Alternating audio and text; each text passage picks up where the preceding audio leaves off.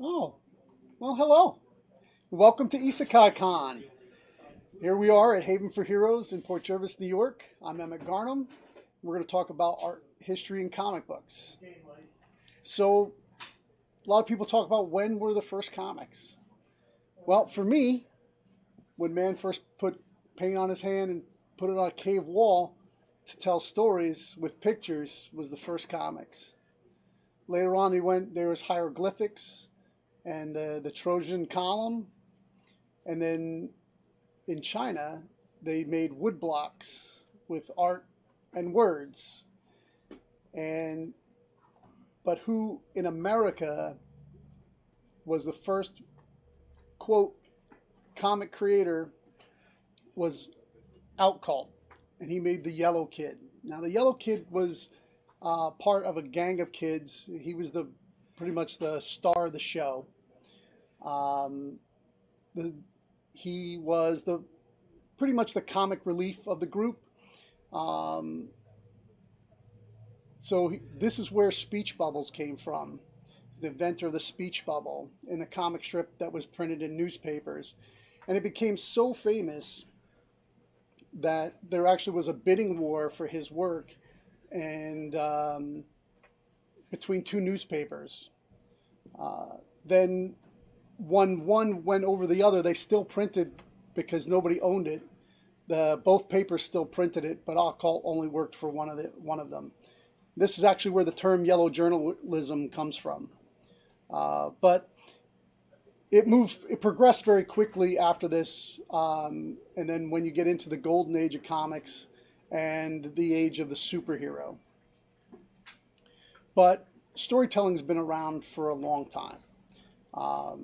Sometimes they do it through dance, sometimes through song, and a lot of times just through the oral tradition.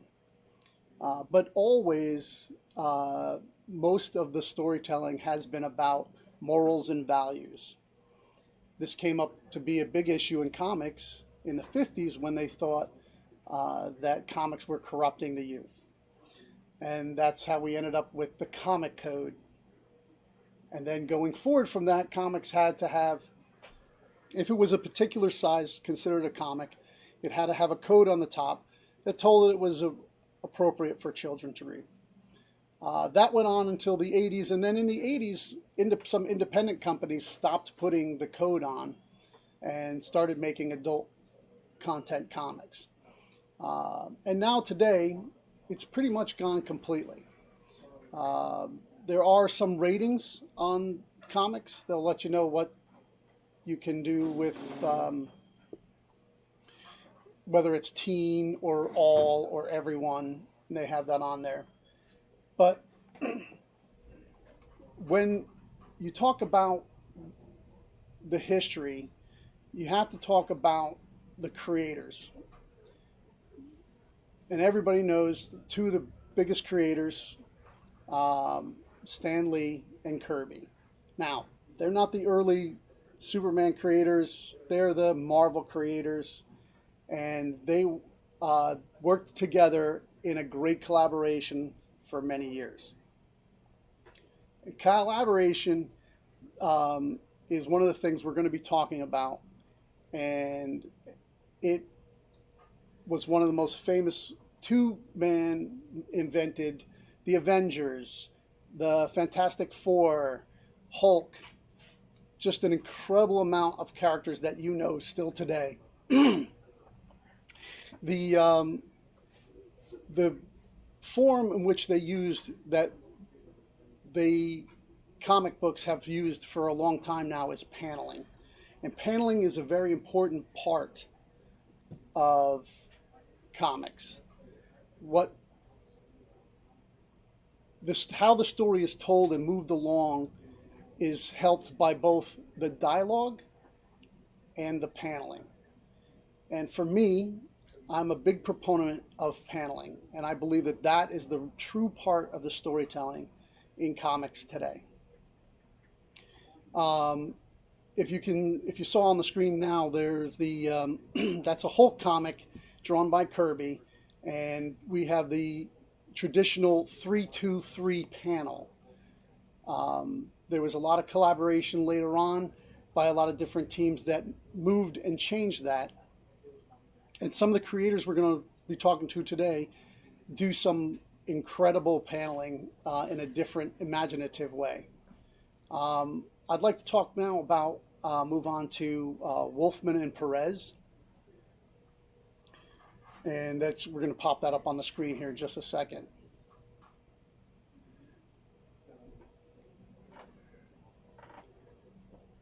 So Wolfman and Perez worked for DC.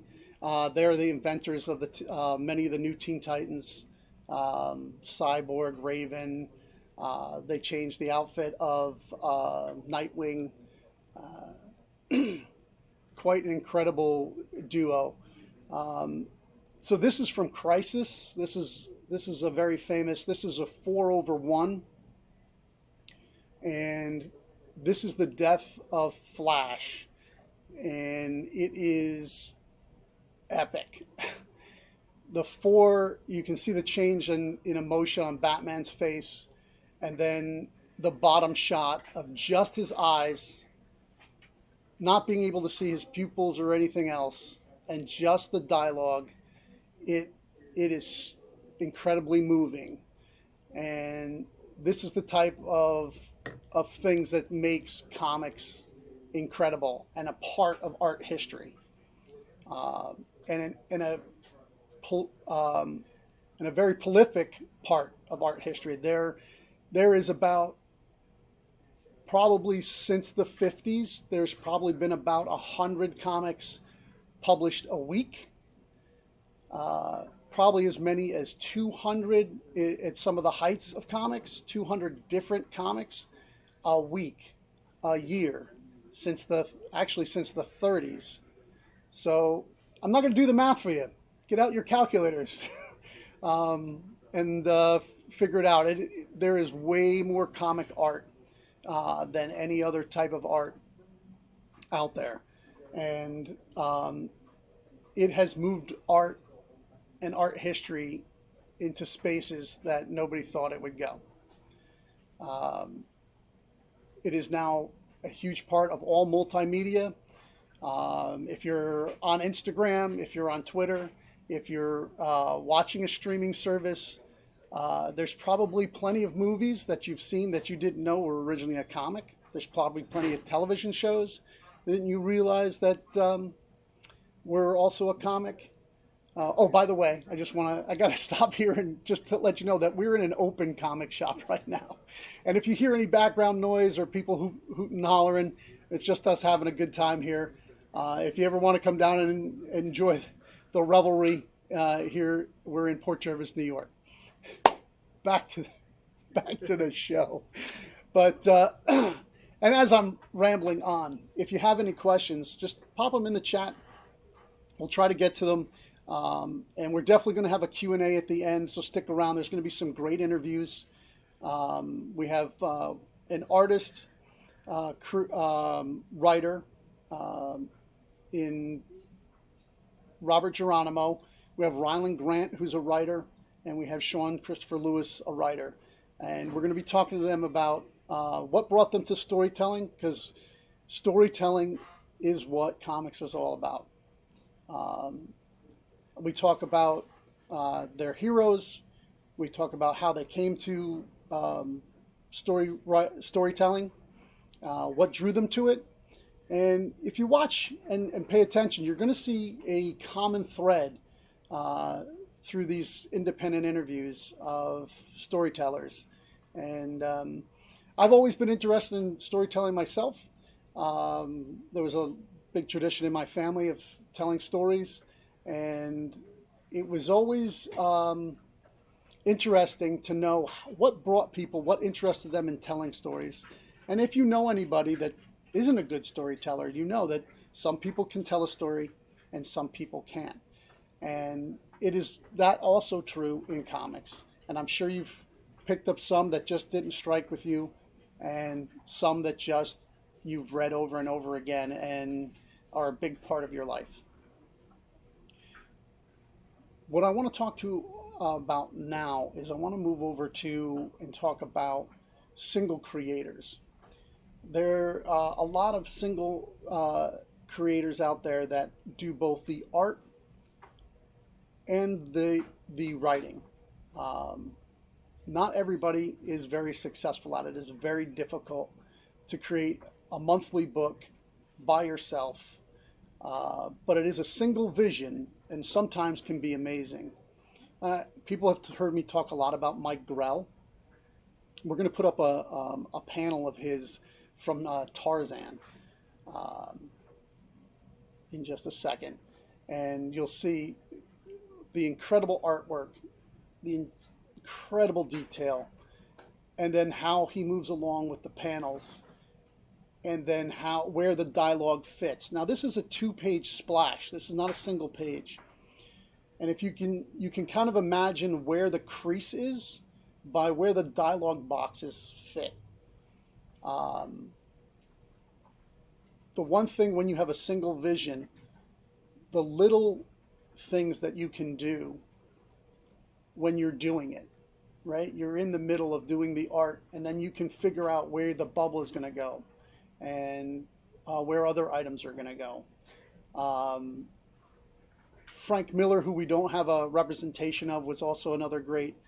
But there's some less, I don't know about lesser known, but maybe in today's world, Tim Truman, who did Scout, did a lot of independent work in the 80s. Also did amazing. And here, when we show his panel coming up, you're going to see that he deviates. He does something. Of course, he didn't originate it, but he did use it. If you look at the bottom part of the panel, where he inserts two more panels inside of a panel. And in the 80s, they started to do a lot more experimentation of what to do with panels, which just continued on with, you get to see the action in the back, and you get the dialogue box, and then you get the emotional reaction on the right. The creative process started to move forward and continued to move forward. But I think that there was a big push in the 80s when there was just so many independent companies and comics coming out. It was a true renaissance of the business. I don't think enough credit goes to that. A lot of people talk about the 90s when Image was born. But I don't think there would be an Image had there not been all these early 80s independents that kind of plowed the road for Image to come through and become so successful. One of the other creators I had on there is Howard Chaikin. Chaikin is known for so many things. He's worked at Marvel, he's worked at DC, but he's also probably best known for American Flag, which is one of his first solo books. An incredible character, an incredible story, single vision. I recommend highly that you go out and find this on trade paperback. You probably can find the floppies in bargain bins also. So we're going to get that up here in just a second, so you can take a look at his. This particular one is from Black Hawk. This one, Black Hawks, which was on DC. This particular one I wanted to bring up because there's absolutely no dialogue in it. This is just art and sound effects, and you can see the intensity that it brings through the entire page, and how adding the hawk at the coming into the book, coming into the page and flying in and then following him, and the book is called Black Hawk. It's an interpretation, and it gives an emotional feel. If you find this book, I can't remember the issue that this is from, but I've read it, and it's part of a bigger part of the story, and it's so emotional when it gets to this, and he sees it, and you can see it in the last part of the page, that last face that the main character's making, the emotion that they can tell without a word. is an important part of the art and storytelling of comics. So the other, if we have the other example up of the American flag, I wanted to show a little bit about how the action that it brings. We don't have the other one of that. Okay.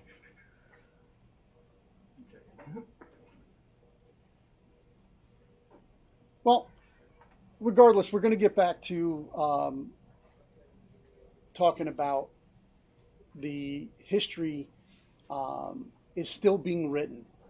And we're going to be talking to 3 creators who are currently making that history. There's a lot of people that know a lot more about comics than me, and I love talking to them. So stick around. We're going to be having the interviews, and then we're going to be moving through the day, and then to a question and answer at the end. So our first interview up is going to be Ryland Grant, writer of Aberrant and Banjax. He just had a successful crowdfunded comic called Jump. And without further ado, we're going to talk to Ryland Grant. Hey, Ryland Grant. Welcome to Isekai Convention. We're talking today about the history of storytelling in comic books, and we want to know a little bit about you, where you're from, how you grew up, where you went to school. Let us know about that. Oh, yeah. So I grew up in a housing project in Detroit, Michigan. Wow. Yeah, fun and exciting. And somehow kind of fought my way out of there. I ended up at the University of Michigan, where I studied, actually went there to study political science, but, it was kind of, politics just kind of burned me to the ground at that point, and, had a little fallout, and by the end, I ended up with a degree in film, dramatic writing, and art history. And so that eventually brought me out to California, where I went to grad school at the American Film Institute Conservatory, where David Lynch went, and a load of other filmmakers. And so was hired kind of right in the middle of my AFI experience to write a film for Lucasfilm. Had a script win a big competition, the final draft big break competition back in I think it was 2004. Okay. And so based off of that, got my first agent, was hired to write a script for Lucasfilm, and then been getting paid to write movies and TV shows since then for about 15 years now. Written for Ridley Scott, J.J. Abrams, Luke, of course, Edgar Gray, Justin Lin, John Woo, a bunch of other folks like that. Mostly writing big poppy action movies, and then about 4 years ago now, I kind of swerved into the comic book lane. My first title was a love letter to 70s paranoid spy thrillers called Aberrant. Yeah. I loved that book, by the way. Thank you very much. That did a 10-issue run with Action Entertainment, and ended up winning a Ringo Award for that last year. Favorite villain, right? Yeah, favorite villain, and I was nominated for 2 others. I was nominated for Best Single Issue and then Best Writer alongside, it was like Jeff Lemire and... Yeah, you were in very good company, sir. Very good company. Snyder and Brian K. Vaughan. It was like me and 4 first ballot Hall of Famers. Yeah, it was funny going to that, award show because, everybody's like, who are you now? You're the weird guy, right? And so then after that, I did a kind of like a dark superhero noir called Banjax, kind of Death Wish for the superhero, and that was received pretty well. It made about a dozen critics 10 best lists last year. It's kind of in the mix for the Ringos this year. Yeah, I've seen that. Was it? The most what's that? There was some Eisner talk about your book, right? Why don't you Tell me a little bit about that. It didn't end up making the Eisners, but I thought there was some talk. Yeah, we didn't make the cut, but there were some whispers. We'll see. Yeah. The Eisners are a weird monster. I mean, obviously the pinnacle. Obviously, if the Ringos are kind of the Golden Globes, and Eisners are the Oscars. Right? Yeah. And from what I can tell, you kind of have to get on the Eisner radar, and it's one of those you got to kind of show up on the radar 3 or 4 times, and then they start. Unless you just have a mega hit, and right. Obviously these are kind of small indie books, so kind of hard to break through with that stuff. But yeah, I mean, yeah, so Eisners are weird. It's like usually has to be either a super mainstream book or like a really, really nobody ever heard of independent. And since your book was right in the middle there with being popular for an independent, it didn't really make the cut. So Ryland, your soldiers in Aberynth, being a veteran, I was really impressed about the way that you captured soldiers. And I want you to tell me a little bit about how you where your experience came from in writing soldiers. Yeah, well, that was very important to me, and it's a compliment coming from you, and I always love hearing that from men and women who have served. So I just come from a military family. I mean, my dad was in the Army and fought in Vietnam, and my grandfather fought in World War II, and all my uncles and it's probably 80% of the men in my family served one way or another, and so it was it was a way of life, and it was a big part of our life, and it was something that kind of infected the rest of our lives, and maybe that's the wrong word for it, but it colored the rest of our lives in a mostly very positive way. I actually almost went myself. So I was, again, I was kind of a dirtbag kid growing up in Detroit, and I was looking to get into politics, and obviously a military career is a nice stepping stone. Absolutely. Or at least it used to be, back when our politicians kind of cared to do things like that. I don't think they do anymore, not enough at least. But I actually had a congressional appointment to the Naval Academy. Oh wow! And I came within a hair of going. And the idea was, you come out an officer and get on a ship and good career there, and then and then it kind of launches you politically, that sort of thing.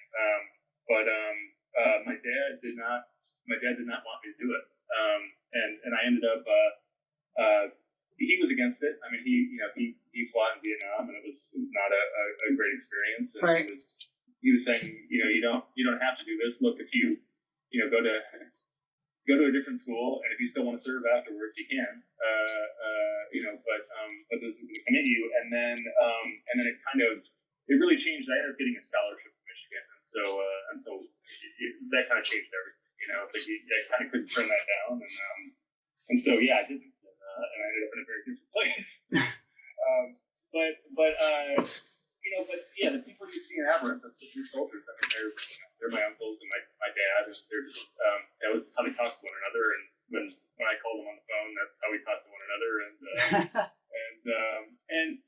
And I wanted to get it right. I tried to get the equipment right, and I tried to get the swagger right, and the talk right. And so I just made sure I ran it by a lot of people before I presented it, because I think there's a high bar to clear, and it's important to clear it. Well, I really think you nailed it. So I'm always interested to find out how people came to storytelling. Why don't you let us know what brought you to storytelling? Yeah, it's an interesting question. I mean, I would say that there was an element of your experience in mine, where I grew up in bars. Yeah. My dad owned bars and clubs my whole life. My mom was a bartender. My stepmother was a bartender. My stepdad was a guy who cooked in bars initially before he kind of became a pretty substantial chef. But so there was a lot of that. Saying sit around tables. Sure. Loud drunk assholes. Kind of yeah. roars. So I mean, in terms of dialogue cadence and all that stuff, I think I'm really kind of channeling from that. But yeah, stories to me. Here's the thing: it's like I didn't, without beating on them too much, I didn't learn a whole lot of positive stuff from my parents, from my family. You learn what not to do. Right. But I learned right and wrong by watching TV. Yeah. I'm saying, like, Captain Picard taught me how a good and honest and hardworking person works more than the people around me that growing up, where I grew up and how I grew up. And in a lot of ways, it was like where I kind of saw, love and kindness and people dreaming. Right. Path, further out than 5 miles from where they grew up or whatever. Sure. And so the TV kind of raised me, right? And, right. And so it began with dreaming, telling stories in my head about where I was going to go and what I wanted to do. And I guess another important element. I mean, you and I, when we were off camera, we started right off talking about action figures, right, about toys. And I'm actually in the office where I write, and I don't want to, but it's filled with toys, and it's filled with that's awesome. It's filled with the toys that I played with growing up. Sure. So I mean, even still now, written a lot of movies and a lot of comic books, but the best stories I ever told from action figures when I was a kid. Sure.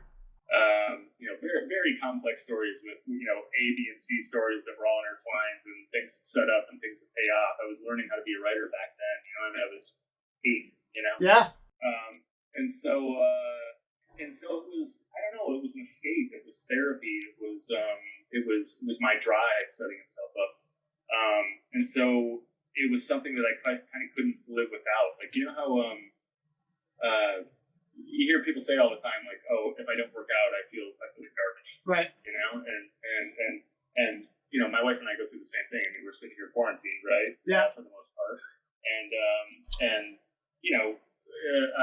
we try to get 3-4 nights a weekend at least, and it's like, well, last night we were having the same discussion where it's like, I really don't want to, but I know I'm gonna feel a lot better if I do.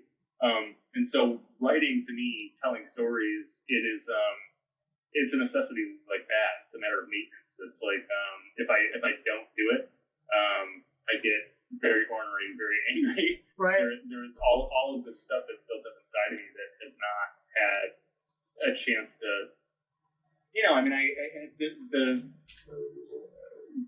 the page, the empty page is a place where I get my demons and kind of beat the hell out of them. Right. And so if I don't do that pretty regularly, then you don't want to deal with me. All right, Ryland, I'm reading both your books. I really enjoyed your heroes. And we want to talk a little bit about her hero's journey. So why don't you tell us a little bit about how you come about your heroes and how you take them on their journey? Yeah. Hero is, hero's an interesting thing. One of the last panels I did at a con, before all the cons shut down, was a villains panel. I was the guy that won the Ringo. I was with David Pepos, who wrote great heroes. Yeah. Spencer Locke and Chris Cantwell. Going to the chapel. And Chris Cantwell, who was writing Doctor Doom then, but is writing Iron Man now. Yeah. And he knows a thing or two about both heroes and villains. And so, and I think that really struck me there. And it's weird you asked me a question about heroes and I started talking about villains, but I think that's the key. Is like, stories for so long, in comics in particular, were very black and white, right? This is a hero and this is a villain. And I just don't think that's very interesting. Right. To me, I think that, and I think one of the major thematics that runs through all of my books is that we each have it inside of us to be a hero or a villain, right? It's like, it's the choice. They can change from moment to moment, right?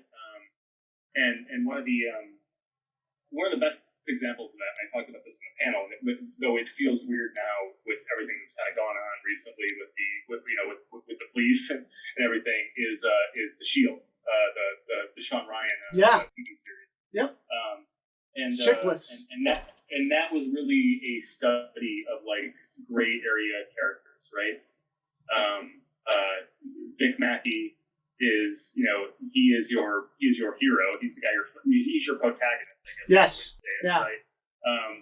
But he's but he's a dirty cop. He's Yep. evil in a lot of ways, right? But you find yourself rooting for them and for him, and that ends up being like a very interesting journey. And in that series, Vic was doing awful things a lot of the time, but he always believed, and still kind of the last season or two, we believed that he was doing them for the greater good, right? He had a code.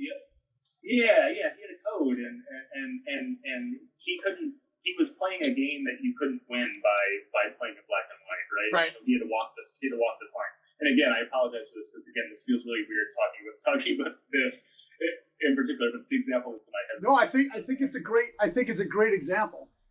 Yeah, and so the other thing the Shield did was they would bring in the antagonists, right? Whether it was the Aceveda or the captain or the CCH Pounder character, Claudette Wins, who takes over later, or Forrest Whitaker had the great season. Oh yeah, he came in and was trying to and so you have these guys who are they're the whiteheads, right? They come in and they are doing things by the book. And trying to nail the dirty cop. And they are, in every case, doing the thing that you should be doing according to the book, but it often has very evil and disastrous results. Right? And so that tug of war, that dichotomy was something that I was very interested in. And so for me, it was, with Aberrant, David was not the hero you wanted, right? He was the hero they had. Yep. They needed him desperately. He was not the point and blank superhero ideal. He was a loudmouth swinging Dick Castle. Yeah. But you kind of love him for it, right? And that's why he gets things done. And then on the other side, again, Lance Corddry, who was the villain, for whom I won the Ringo for, he was a fallen hero. He was Superman basically. Right.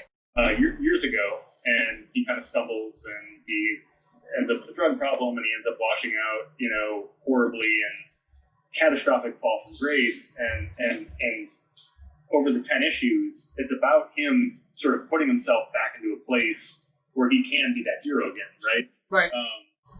But he's always wrestling with the fact, okay, do I want this, right? Right. Because it kind of sucks, right? Having to be good all the time. Absolutely.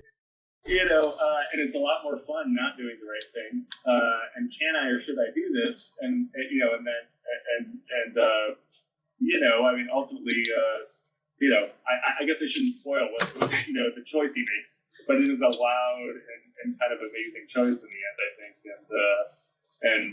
So these are the things I'm always interested in. I just don't want to tell a straightforward story. I'm not interested in straightforward characters.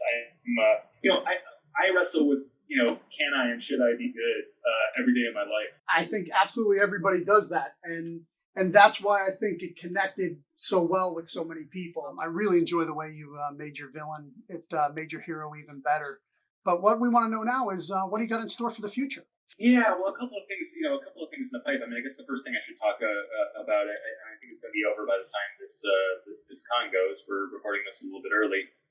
But yeah, my next title, I am releasing it first via Kickstarter. We'll do a formal publishing thing for that afterwards. But yeah, it's called The Jump. The Jump is kind of a kick you in the teeth paranoid thriller set in the world of astral projection, which is like a really kind of crazy world. And so obviously I come from a film background, and so I can't sort of help but think of things in cinematic terms. And so what I've been saying is The Jump is a smart, high-concept sci-fi thriller full of meaty twists and turns. It's Inception meets The Bourne Identity if it were dripping with macabre and directed by David Fincher. So, sorry, I had to read that. That was my sales language there. But yeah, a lot of fun. I love doing these kind of paranoid thrillers, and this astral projection world is something that someone should have done and knocked out of the park before us, but I haven't really seen it, and so I'm really excited about it. Yeah, so Ryland, as soon as I seen the Jump book on Kickstarter, it excited me. I'd never seen a book like that, and your stories are told very cinematically, and I enjoy that. Especially Aberrant, that cover is just crazy, and that patch. You should have that patch made and sell that patch. Taking the interest in assholes since 2001. Yeah. So that's actually a really good idea. I don't know why I haven't thought about that. That's maybe the most amazing merchandising idea I've ever heard. yeah, patches are pretty popular, and like that one is pretty kick-ass. So yeah. So do you have another book coming out on any other down the road? Are you in talks with anybody to write something, or? Yeah, well, yeah. I mean, in talks is complicated. I had two books that were kind of first of all, I have about 5 titles that are in the pipe one way or another. But I had two books that were set to be announced, and then this COVID thing hit, and we had pencils down everywhere, and people started getting furloughed and fired, and so a lot of that stuff is in question now. Yeah. But yeah, we'll see. There's a book that I'm really excited about, which is a tokusatsu joint. Tokusatsu, for the uninitiated, is the kind of Japanese sci-fi action genre that includes Voltron and Power Rangers. Oh, great. Like that. Ultraman? Yeah. Well, that's the thing, is I kind of did it in partnership with a friend of mine. I've practiced Japanese Zen for, I don't know, probably about 20 years now. And so I have a lot of, kind of like odd Japanese affiliations because of that. But a good friend of mine, Brad Warner, who just happens to be kind of one of the foremost Zen authors in America, wrote a great book called Hardcore Zen. He worked in Japan for about a dozen years for Zebrae Productions, which is a company that made Ultraman for forever. Right. Founded by the creator of Godzilla. And so yeah, Brad and I came together to write this thing, and what it is it's it is kind of Voltron meets Fast and the Furious. It is tokusatsu repackaged for the sort of hardcore American action audience. Oh, awesome.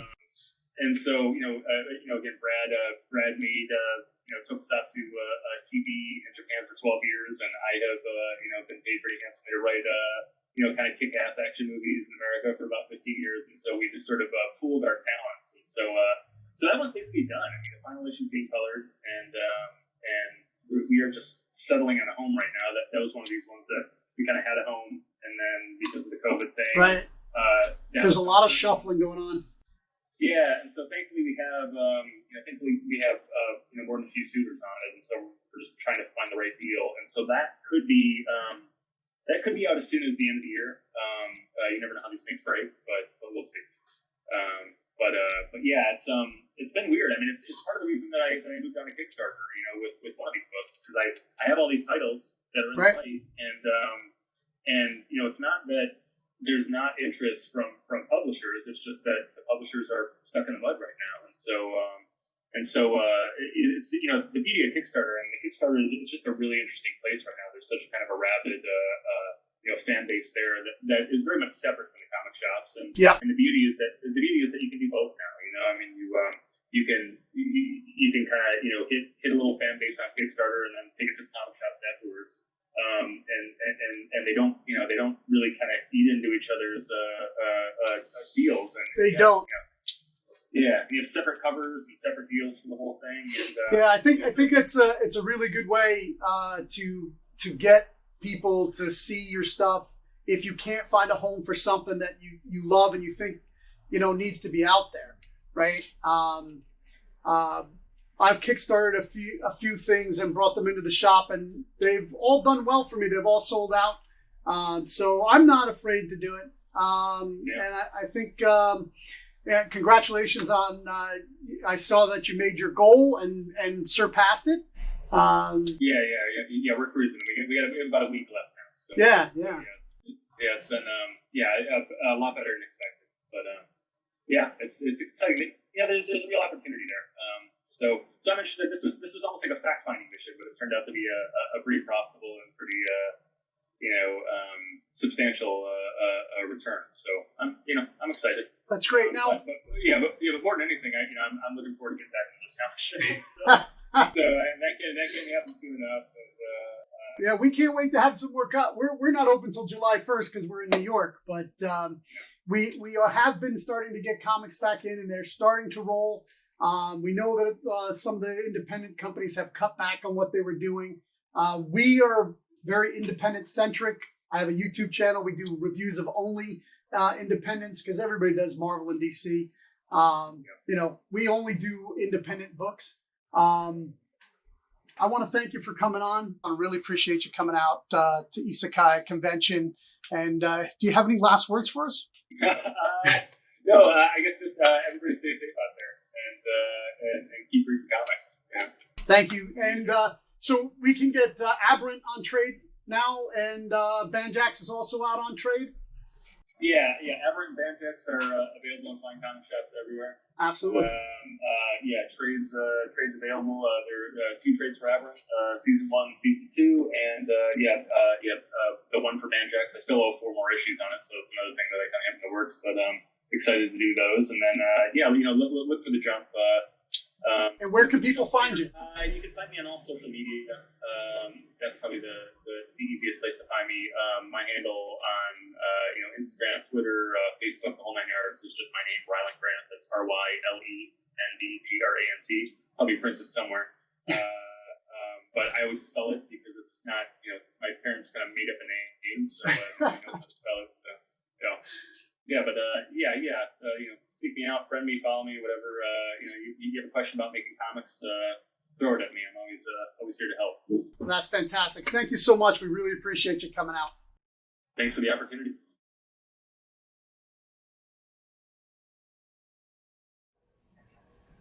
Hey, what do you think about Ryland? Great guy, really talented writer. If you like cinematic comics, you really need to go check out his books. Again, he's got Aberrant came out on Action Labs. It's in trade paperback already. Banjax also came out on Action Labs, and it is out on trade paperback. And although the Kickstarter, Kickstarter is over, there were a lot of people out there that picked up additional copies. We are one of them. So they're going to be available. They're going to be out there. Great book. You should follow him.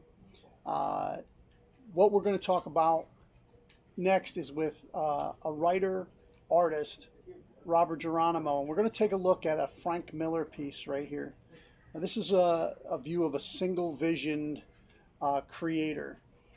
This is from Sin City, issue number 10, I believe. And this is how an artist knows not to put anything on that page. Sometimes you get a comic and you're like, why are they, the character is saying everything that needs to be said without a word bubble. Sometimes there doesn't need to be words on a page to convey a message. And everything that's going on with Marv right here, right now. So that's what we're going to get into. We're going to talk about storytelling with Robert Geronimo, creator of Blood Realm, on Alterna Comics.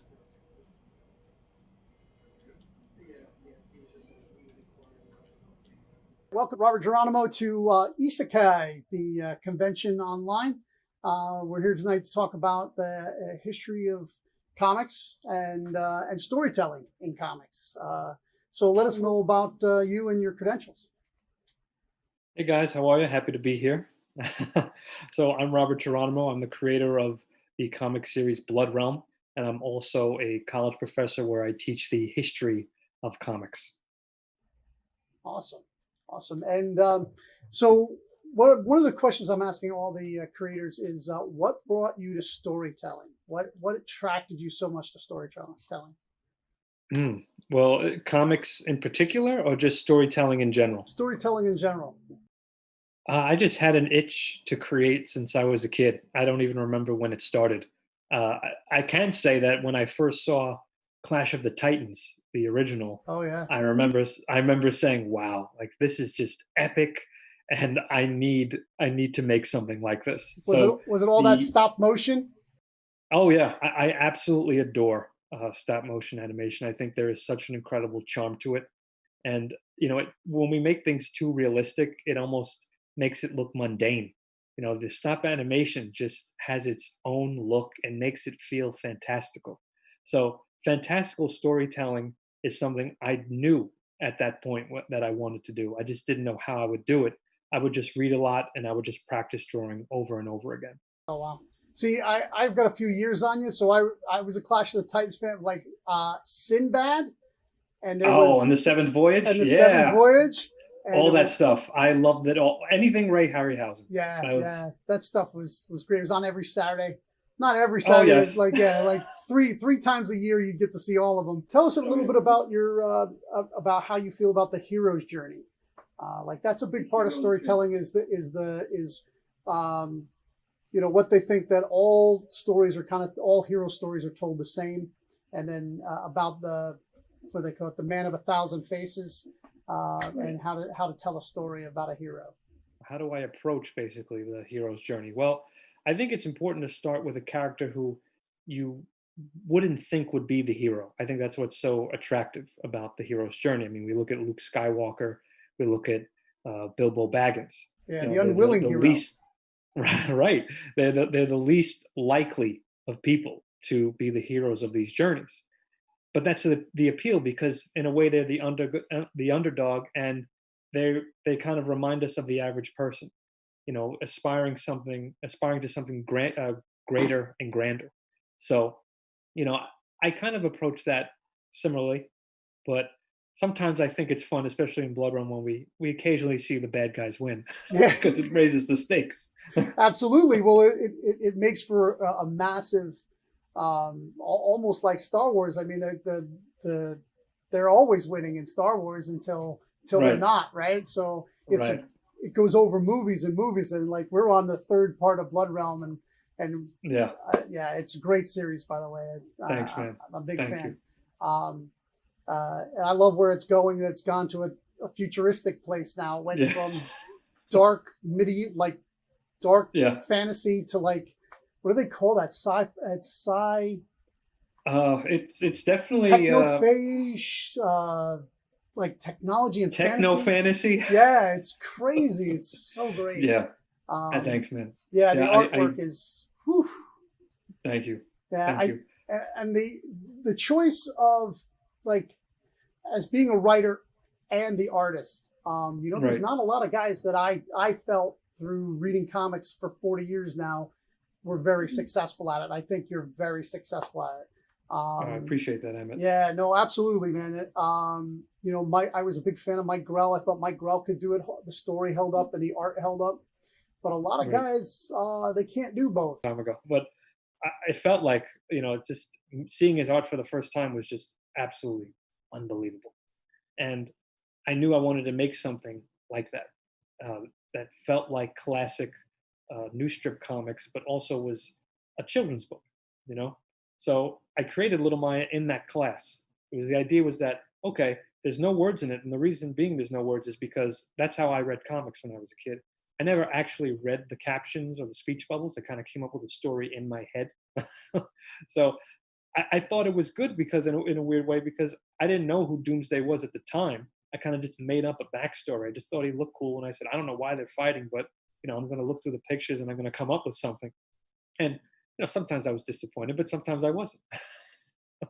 So that was really the origin of it. And then what happened was, as I started to develop the story, I noticed that, wow, this really encourages kids to use their imagination, because while there's no words, the children can name the characters, imagine what the characters are saying and thinking, and I think that's something that's really important in this age of, digital media, especially with the iPad and stuff like that. Well, I'll tell you, we have been successful with it at our shop, and the parents pretty much rave about it.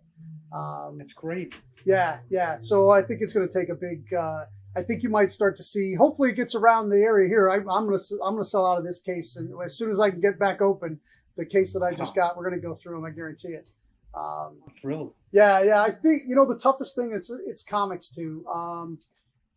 The store has to put it in people's hands, and there's so much choice in our business that it takes the retailers to put it in a person's hand and say, look, trust me, this is good. And that's what we try to do. Like we try to read as much as we can and find those gems. And give them to people, because this is what, like, when people find something that they fall in love with in comics, it keeps them in comics, right? Yes. It's like the dragon. No matter where it comes chasing from. it all the time. Yeah, well, no Right. matter where it comes from. Right, and that's the thing. I think that's the way this industry needs to evolve, is that it has to get out of the catalog, if you know what I'm saying. Yeah. we got to get our head out of the catalog and see, hey, what are people buying outside of this thing? And then that's how you draw them in, because things are changing. Things are changing, and indies are, I think we're going to see a big rise in indie comics and indie books for sure. Well, I think I agree to a point. I don't know if there'll be enough comic shops that you'll see them. Yeah. I do not think so either. In a rise in indies. I think you're going to see a different way. If they can figure out a way to keep the, bookstores and like convenience stores from pretty much cheating the system, saying that they didn't sell the book. That whole, like, you don't want them to ship it back because the cost of shipping it back is just exorbitant. So you give them credit, and now they can sell it, and it's pretty much they had product for free. Yeah. It's terrible. Well, yeah, that's one of the reasons. I mean, it's not a sustainable. Well, that's one of the reasons why Alterna got out of the newsstand business, because that's exactly what was happening. Yeah, and that's exactly what happened years ago when they left the convenience stores behind back then. That started to happen. But like, you can even see it. I don't know how long you've been collecting, but like, I would get collections with like a rack of comics from the 60s that had no top label, where they would rip it off, and then still, like, there was a grease mark on it, 5 cents, where they'd sell the book for 5 cents after they ripped the cover off and returned it. Right. So they didn't throw the books away. So this has been going on forever. Like, it ends up being free product if you don't accept back the returns. Yep. Now there's a shipping issue and a distribution issue of, do we send it back to the distributor? Do you send it back to the company? And where distribution is now. But for me, the important, I don't think any of it will go away because of the storytelling. I think as human beings, we crave the storytelling. Oh, yeah. And we need escapism now more than ever. For sure. Yeah. Well, that's the thing. I was watching actually one of your interviews there, and you were talking about how you feel that there's going to be a lot of books coming out that are exactly the opposite. They're going to be telling stories about what's going on in today's world. That's what's going to happen for sure. I agree with you that that's not what's needed. It's kind of like, we get enough of that. That's what the news is for, right? Exactly. These stories are supposed to give us hope. Right. And that's what happened that's why this stuff was invented in the 30s, was that people needed an escape out of the drudgery of the Great Depression. And these comics were like the light of the end of the tunnel. It was just a moment where they can just get out of that world. But because we live in the world right now where we're just inundated with media and news alerts and it's nonstop, we need the total opposite. We can't, people don't want to be preached to anymore. They don't want to be notified anymore. We just want to escape into a world that's not this world right now. Right. And let me tell you, Blood Realm is perfect for that. I've thoroughly enjoyed it. And the mix, I think the pacing that you have with the amount of dialogue you use to the art and to the paneling is really spot on, and it shows like how much work that you do put into that. Oh yeah. It's a tremendous amount of work. I can't even begin. And it's painful too, because there is this pain period, because I get so excited about a story, I get so excited about dialogue. And then when it comes to making the comic and drawing it, it's just like this pain period. You just have to push through and get through it, because not every page is going to flow perfect the way you want it, And then finally, when it's done, it's like, yes, I could enjoy this again. How many pieces of art have you made that you like totally were in love with and then had to take out of the story because it didn't fit? Oh, wow, that happened. Sometimes I would be drawing and then I had something planned out, and then I would realize, oh man, I would draw something new on a page and I'd be like, I can't do this anymore. Now I need to change the story because this idea is so much better. So I would scrap the last 2 pages I did, and I'd be like, it's just vicious. Yeah, it's the great thing of being both. Like Some of the other people I've spoke to are writers, so they've been talking about how you have to, if you change the idea or the artist sends you something that sparks something new, then you have to read, and it's about the collaboration. 100%. Yeah. No, that's one thing. That's why I love having the control that I have, because I know I would put an artist or a writer through hell. I know I would. It's just I get it. I get why Lucas was like, I'm doing this film when he first did the first Star Wars, and he wanted creative control. Like I totally understand it. You have a vision, and you have to understand that you're going to have to make changes. And when it's on you, it's like, all right, I got to put myself through hell. But I would feel bad doing it if I had to put other people through that hell. Yeah. Yeah. So tell us a little bit about what you have planned for in the future. What you got going on?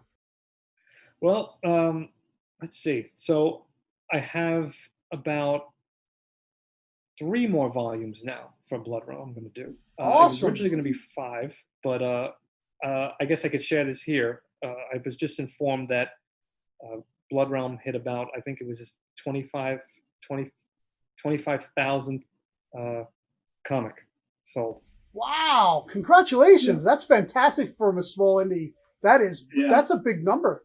I was really moved, and I couldn't believe it. When Peter shared the news, I was blown away. And are you the best seller at Alternative? Yes.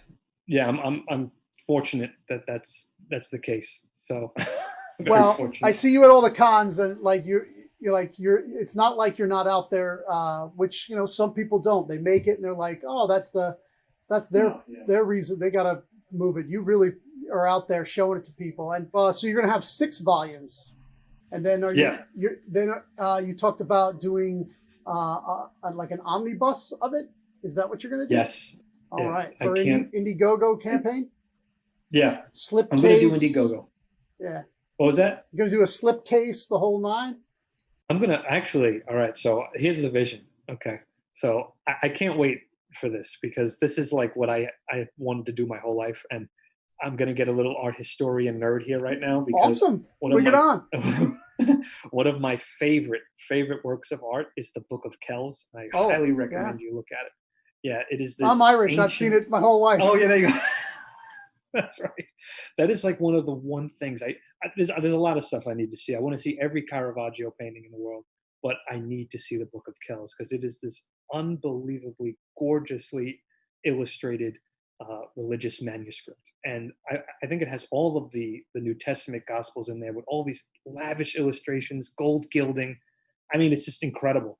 So I wanted something like that when you hold it, it's this ancient text, this medieval manuscript that has weight to it. I want to get the red, what do you call the placeholder, the ribbon in there. Yeah, the ribbon and the red ribbon. I'll hit you up with the place. There's a place here local, not too far in our county, in Orange County, in Newburgh, New York. Because I'm old, the name escapes me. It's like Hawk Meadow or something like that. They hand make books. Oh hell yeah! They just did a Kickstarter for like a Poe book, like all of Poe's works, and you could get it leather bound. Cool. Like they had different series and they do the whole marbled paper in the front. They do the ribbon. That sounds awesome. It's amazing. It's amazing. Oh, the hell books yeah. are fantastic. Yes. And they're like a local business just making them for people like you. Oh, that's great. Yeah. Oh, that's awesome. Yeah, let me know. Let me know the info. Absolutely. But that ancient manuscript feel, and it's going to feel like it's a piece of the world. Yeah. Like instead of just some soft cover book or hardcover book, like the way this is going to be designed, because Peter, Alternative, he's great, and he's letting me just, he believes in the creator's vision, and he's just like, listen, man, is this what you want to do? I support it. I'm down. That's great. And he's been up for everything, even where I took the story and everything. He's just like, wow, this is good. All right, man. He goes, as long as the readers love it, that's it. So I'm grateful that people are enjoying this crazy ride. No, I heard he announced that there would be no more prints of the first issue. Is that because of the giant? No, he's going to be doing a full. So basically, all of the single issues, I think he only has like 3 left, except for the Giants. So all of those single issues are like sold out, and he wants to do a 4th printing. Okay. So, and they're going to be renumbered now. Like instead of miniseries, it's going to be 1, 2, 3, 4, 5, 6, Right. and so on and so forth. So that's what he wants to do. So Okay. I think he may do a campaign for it or something like that, because Alterna has a really big fan base, dedicated fan base where people want this stuff and everything like that. So I'm sure he'll get that funded. Yeah, and he'll a do growing reprints. fan base too. Definitely growing. It's great. The fans have been just unbelievable and so kind and so supportive. I'm very fortunate. I really am. I'm really grateful that people are reading it and people are so kind, and they're following the YouTube channel that I'm doing, where I share like lore bits of the world and everything like that. Man, I tell you what, I love like the music and the soundtrack, like listening to you read the comic. It is, I'm not even going to call it a guilty pleasure. It's plainly a pleasure. I love it. Man. I've watched every single one. Thank you, Evan. I spend a lot of time watching. I don't even watch regular television anymore. It's all about YouTube. So, but it's really good. And like I said, the pacing and the timing and everything, and it's great to watch. It's like watching a little animation. You remember the Lord of the Rings first animated? Oh my God! Hell yeah! If you were there right now, I'd be giving you a fist pump, because that is the number one. That stuff, I loved those animated films. The Hobbit one blew my mind. When Smaug was animated. They were just running the scenery in the back, like it stayed still, and just the scenery moved in the back. Yes. And then like all the like a lot of the extra characters were all just like black and white cutouts, or just like shadows. The silhouettes. Like making something like nowadays that would cost you like $10.50 to make a movie. I know. Or maybe even $1.99. Yeah. I mean, and that's the thing too. I want to get eventually Blood Realm in some kind of animated form, without a doubt. Obviously, live action would be cool, but let's be realistic. The budget for that would be through the roof. It super suits a great like retro animation. Feel. I know, animated. I want to do it. I really want to do it. But I think the thing is that what people don't understand is that you really got to build that fan base first, because it's a comic first, and that's the thing.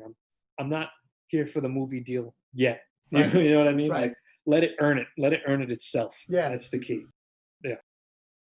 Well, I really appreciate you coming out and spending time with us. And of course. It flew by. It did. And we actually went over. But I mean, it was a really great interview. You really touched on a lot of stuff we wanted to talk about, as well as with not only with storytelling, but a little bit about the industry for anybody who's interested in getting into comics or storytelling.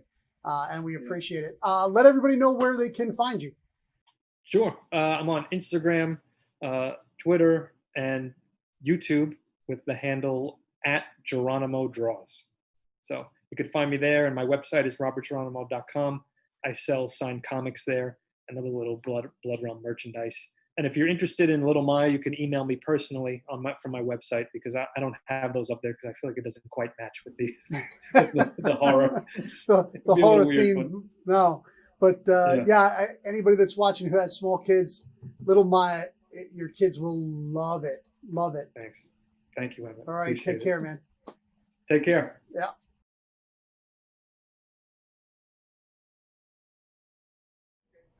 Hey, so let me explain why we taped, all of our interviews are taped and not live for the convention.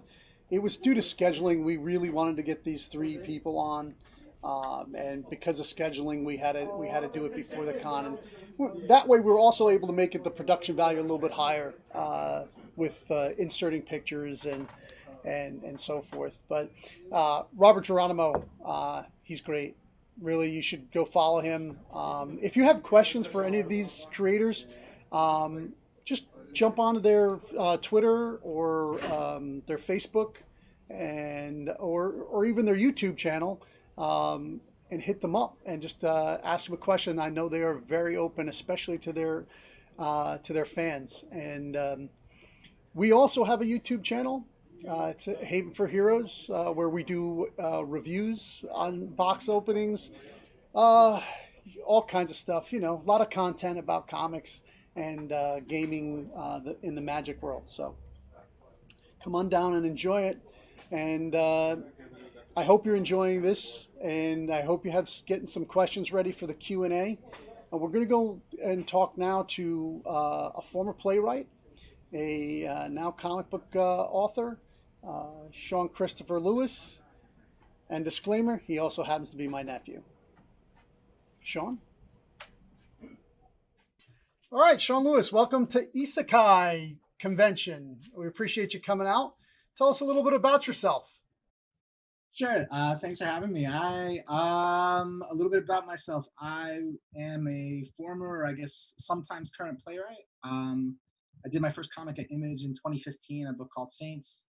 And then since then, I've done The Few with Hayden Sherman, Coyotes with Caitlin Yarsky, Thumbs with Hayden Sherman, and now I'm about to do Bliss again with Caitlin Yarsky. I like to only work with the same two people forever, basically. Well, that actually is pretty cool because, like, we've been talking to some other people, and I'm going to come back to that. But the first thing we want to ask you is about what brought you to storytelling.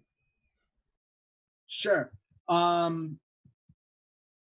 Man, that's a tough question. I don't know. I was always obsessed with stories. I think, like, man, I don't know. I was a fat, unpopular kid. I think at that point, all you kind of have is stories. And I also I just remember whenever I was in English class, I would get out of projects by doing short stories. Like we'd have to do a book report, or I remember very specifically, there was a point we had to do a book report and I didn't read the book. And instead I went off and kind of wrote my own short story. And I said, I took a minor character that was in parts of the book I read, and I wrote a short story from their perspective and turned it in. And the teacher lost their mind. And I was like, okay, my con worked. You're saying that it was so creative and the story was good. So, I got interested in it from there. And then in high school, there's always drunken parties. And then you would end up at another party weeks later and people would be like, oh, who remembers that thing that happened? And I would find people volunteering me. I was not popular at this point, but I was useful for hey, tell us in a better way what we did. And I would be the one who they'd kind of ask to do that, to be their oral historian. And so it was something I enjoyed and I liked doing. I went to college. I didn't know what to do. I didn't want a real job. I didn't know what you majored in to not have a real job. It sounds like I'm being flipped, but it's pretty accurate. So I took English. I was a general English major, and I just read a lot. And so then I read a lot of.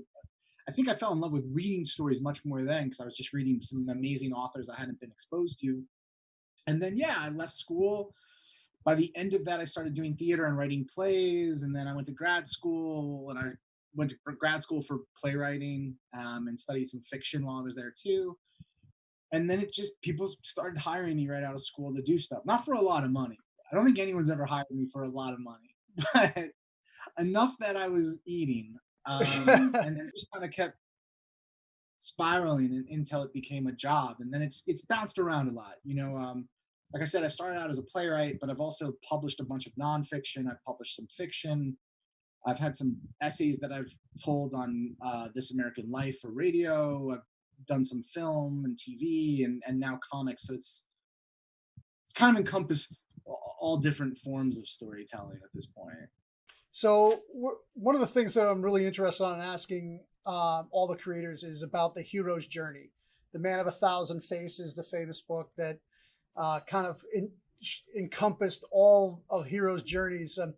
What's your kind of take on your heroes and in your storytelling? It's interesting, it's funny because I teach literally classes called storytelling now, at college. And a lot of my students will ask me about that. I'm doing an independent study with one of my students over the summer. Literally we had a class today and he was asking me what should I be looking at for structure? Should I look at hero's journey? Because the hero's journey is, so when we're talking about Joseph Campbell specifically, I mean, he was a mythologist. He studied myth. And so he would break down how myths and the stories of those myths operated consistently and how they were successful. And so what he did, without actually being a writer in the same way as Hemingway or Faulkner, he he kind of laid out, here's the structure for a larger than life story, right? Right. And so it got adopted by Hollywood like most completely. I mean, I guess I use it, but I don't. I would feel like a complete fraud going like, yes, hero's journey is my muse, and I do this or that. I definitely went through a stretch in college where grad school. In grad school, I kept getting notes from people that they were like, your characters are really amazing and your world building is really cool. Like, I want to live in your world. Your plot is a disaster. Like, I have no idea what's going on. Like, it's like I watch it because it's exciting, but by the end, I'm like, wait, what exactly was the story? And so I started getting obsessive about Hero's Journey at that point, just to try and learn more structure.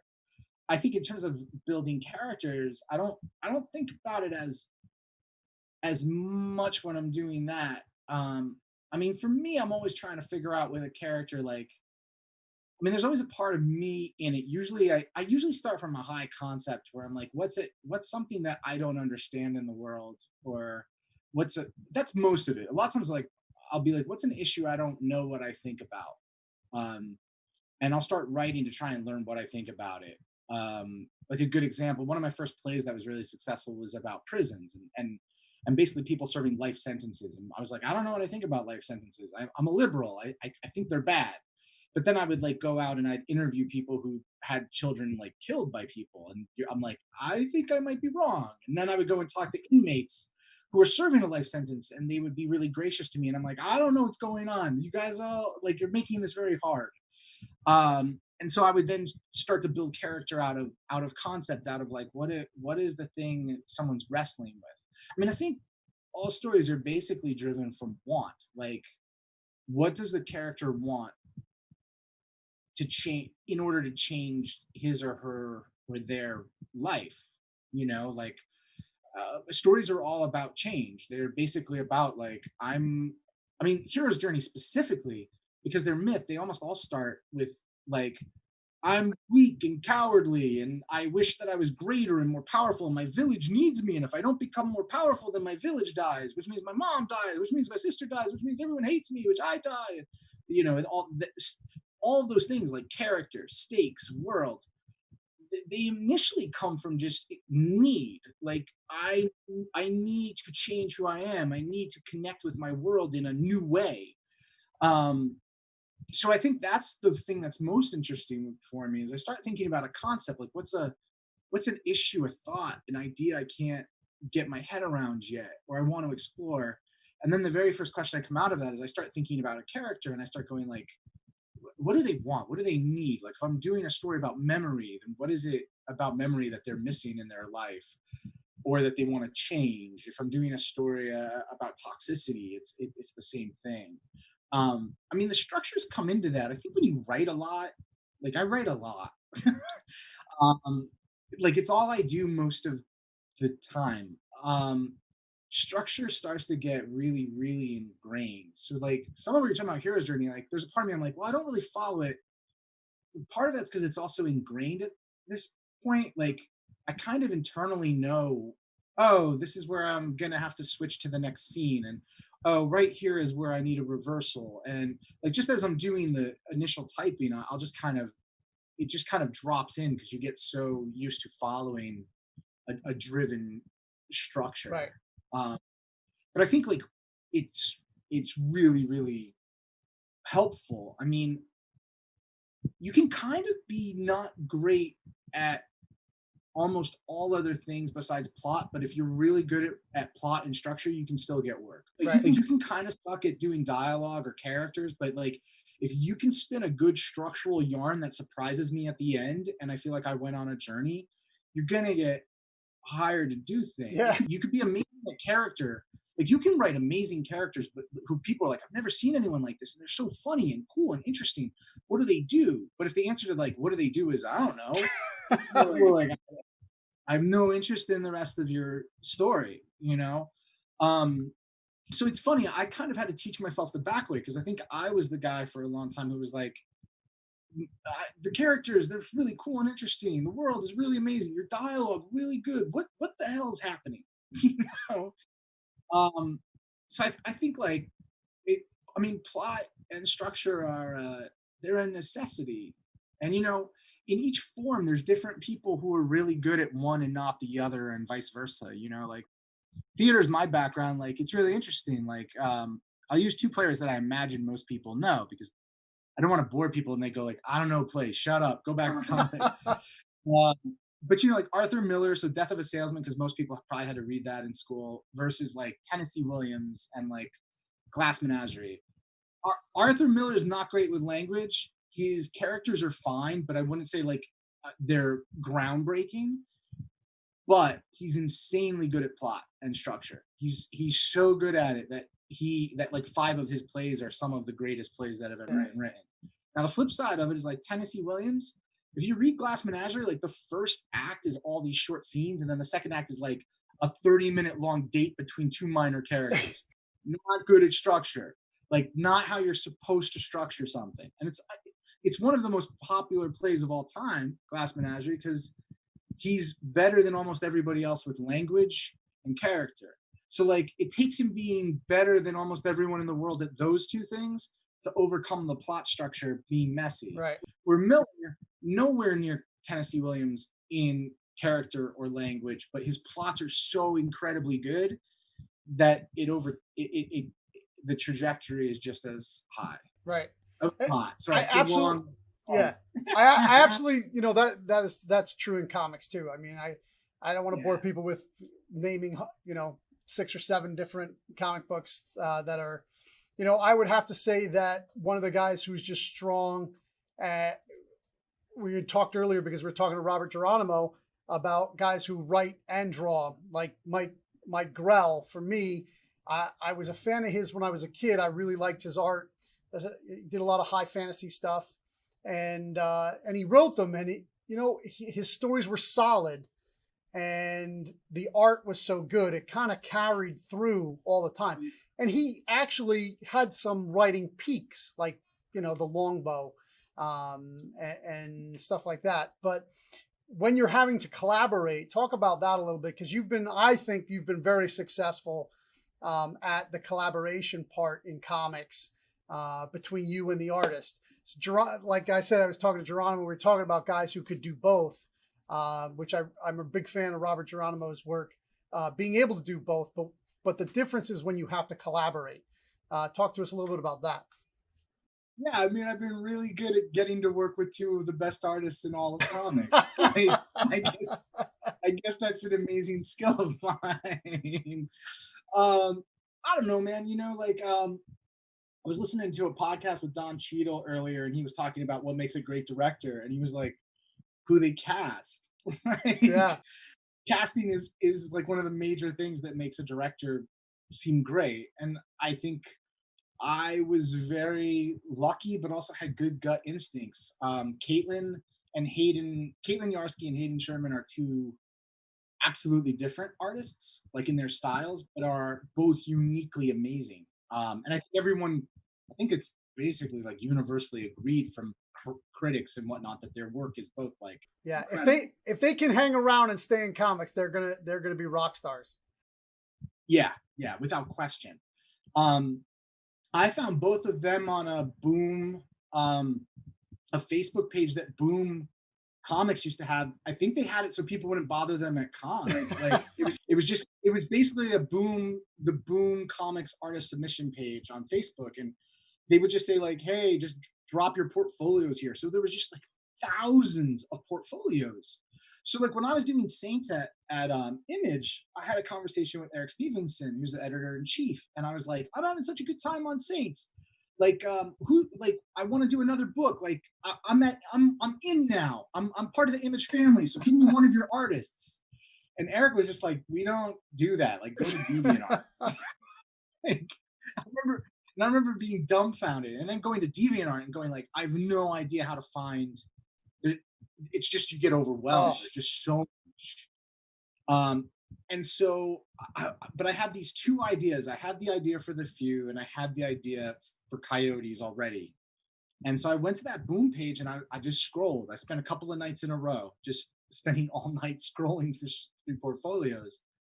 And I found Hayden's work first. I found a bunch of these like really cool, like assassin cityscape drawings he had done, and I immediately was like, not only did I know I wanted him to write the few, but I was like, I'm changing a ton of this to fit his art. Yeah.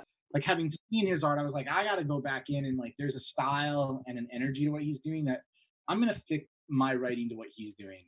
And then 2 days later, I found Caitlin's art on the same Facebook page, and her art is really different. Yeah. Like, hers like more like a fine art. She's more like a fine artist. yeah, absolutely. You know, her faces, and especially the eyes, are just so, there's such depth and reality to them. Like, she can convey a lot of emotion with a close-up on a panel in a way that a lot of artists can't. He can create energy between the panels that most artists can't. Like, it feels like a movie. It actually feels like it's moving. Yeah. So Very like Kirby could create that energy, but yeah, I think, you know, I'm more partial to Hayden's style.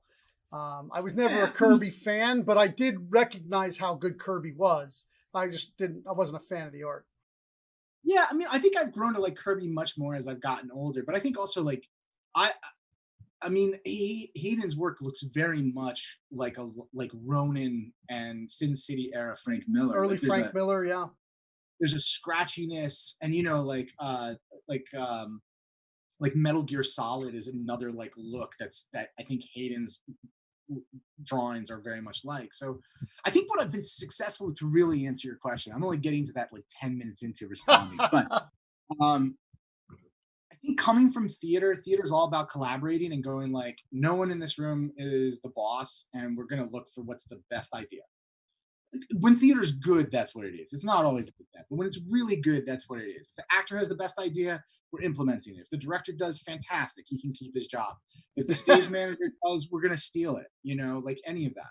Yeah. And so with them, I just kind of was like, I approached them right off the bat, and I was like, how do you want to work on the book? How do you want the scripts to look? Instead of like, we don't have to do it any way that we've been told to do it. I'll write you a script that you think will get the most out of you.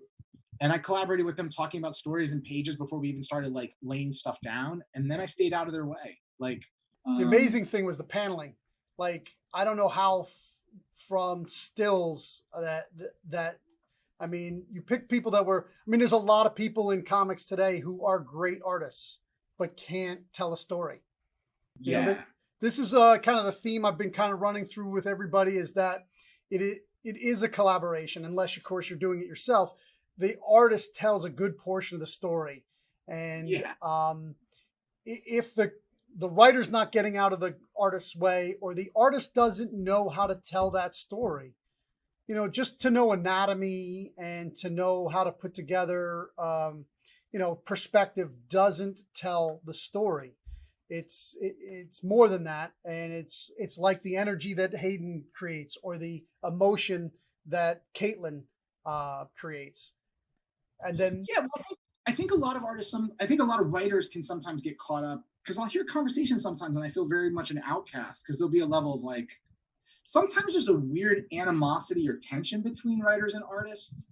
Like, I think with people maybe who've been working for a long time or have done a lot of freelance where people are coming in and out, and there's a level of like, well, I'm the writer, so I'm in charge of the book, or I'm the artist, I'm doing the most work on the book, so, right. so I should get more credit. And there's this battle, and I don't know who's right or wrong. I guess I just don't have an interest in that. I just want to make a good book. You want to make a good book, right? That's what your customer wants, right? That's what the public wants.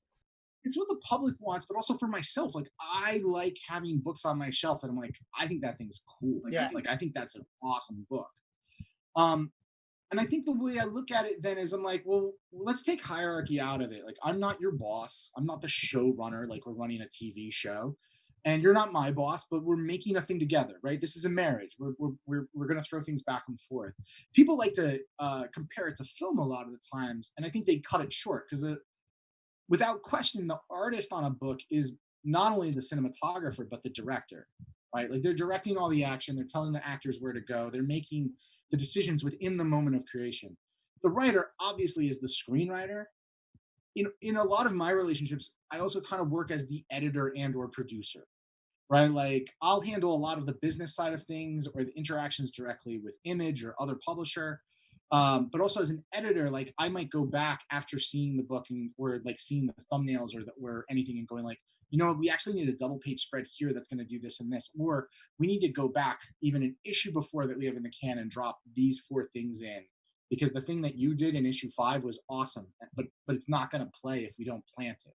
Right. Right. It's giving freedom. So there's times where like Kate or Hayden will turn around there. They'll be like, hey, I was drawing this thing. It's really cool. It made me think about the character and it really makes them more in depth. Like we should give them this amulet or like we've never used an amulet. So it's a fake example, but I'll be like, we should use this amulet. And I'm like, okay, that's cool, but I don't want to just introduce it. So like I either need to change text or we need to do something visually that plants it for the audience so that when it shows up, it feels like it was always there. Right.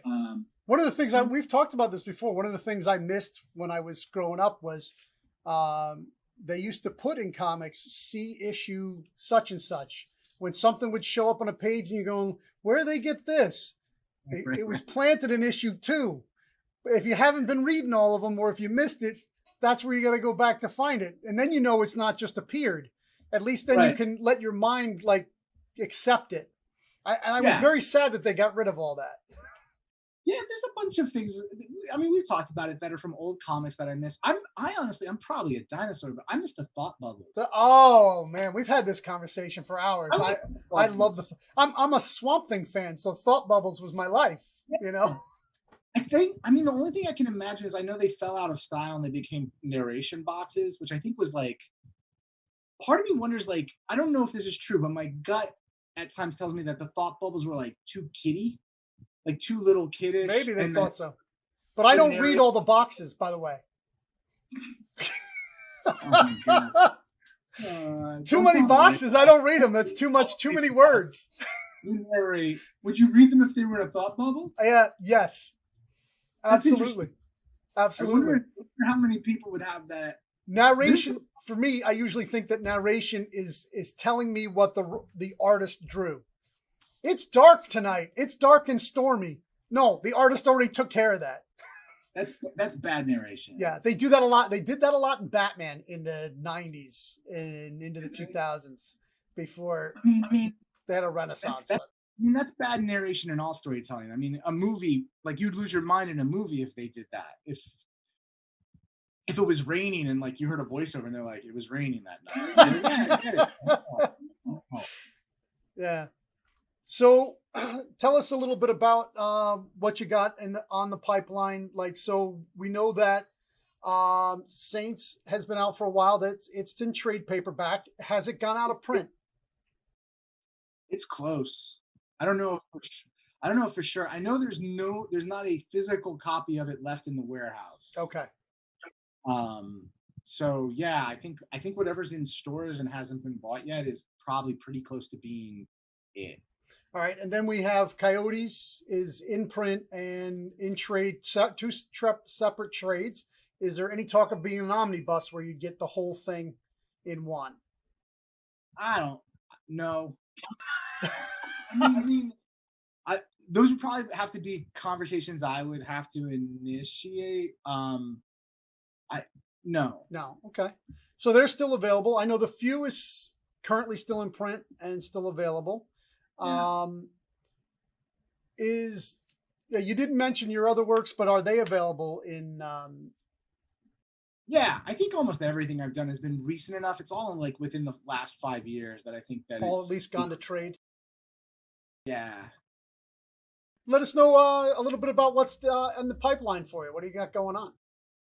Sure. I'm doing a bunch of freelance. I'm trying to think how much I'm allowed to say about it. It's always confusing.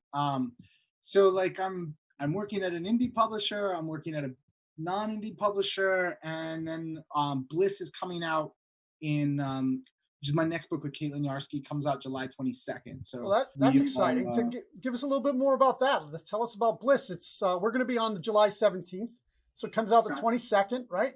So 5 days from today, everybody can run out to your local comic shop and grab yourself a copy. Yeah, it became a more personal book than I wanted or expected, but that's been kind of a good thing. Like I think I think Caitlin's art is just insane in it. Like I think personally, it's Eisner level work what she's I don't even know if people are going to realize she makes it so seamless what she's doing. I do not think people are going to notice actually how good it is. I worry sometimes. Dude, page 2, the crowd scene, the angry crowd. It's insane. It blows me away. Like that's George Perez level. There's like 600 characters there. Faces, faces, yeah, not like shadows. She didn't go away with like do the whole shadow thing. And then like from the perspective you're in, you have the one angry guy pointing at the top. Right in front of you.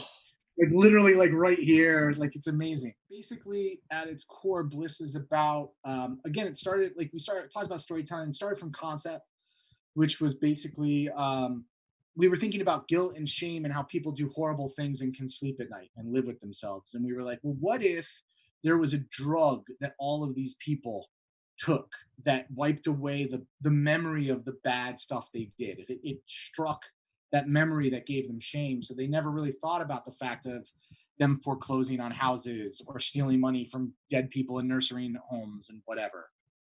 But at its core, once you get past that, the core is really a father-son dynamic. There's a son who's very sick, and his dad doesn't know how to pay for him, and he literally makes a deal with a couple of devils, where he will be the one who protects their drug, which is this drug Bliss.